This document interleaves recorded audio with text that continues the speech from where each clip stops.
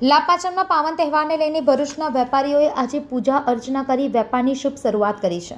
દિવાળીના તહેવારો દરમિયાન બંધ રાખવામાં આવેલી દુકાનો આજે ફરી ખુલતા બજારમાં રાબેતા મુજબ ચહલપહલ જોવા મળી। હિન્દુ પરંપરા અનુસાર દિવાળી બાદનો અંતિમ પાવન દિવસ લાભપાંચમ તરીકે ઉજવાય છે, જે દિવસ વ્યવસાય અને જીવનમાં શુભ લાભના પ્રતીક તરીકે માનવામાં આવે છે।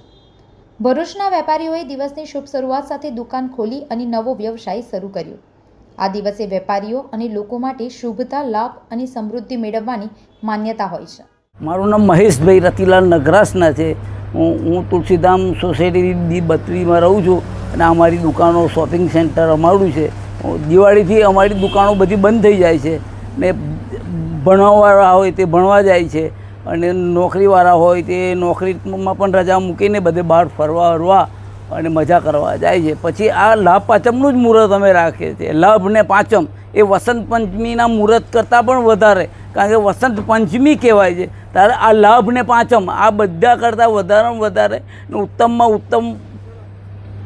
ઉત્તમ વધારે મુહૂર્ત ગણવામાં આવે છે। અમારા જે ગયડાઓ હતા, હું તેને અમે પગે લાગીએ લાભ પાંચમના દિવસે, તો એ અમને બક્ષિસમાં રૂપિયા કે ગમે તે કંઈ પણ વસ્તુ આપે, તો અમે એને ગલ્લામાં મૂકીએ તો એની વૃદ્ધિ થાય છે। અને ખરેખર બધાને, વેપારીઓને અને નોકરીવાળા, છોકરાઓ ભણતા બધાને લાભ પાંચમનું મુહૂર્ત એ ખરેખર સારામાં સારું મુહૂર્ત કહેવાય છે। અને આ મુહૂર્ત જે પણ કરે છે, તેને જ એનો ફાયદો થાય છે।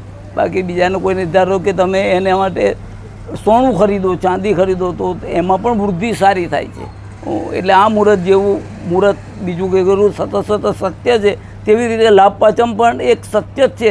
એના પછી કોઈ બીજું મુહૂર્ત છે જ નહીં, ભાઈ, મારું એવું માનવું છે।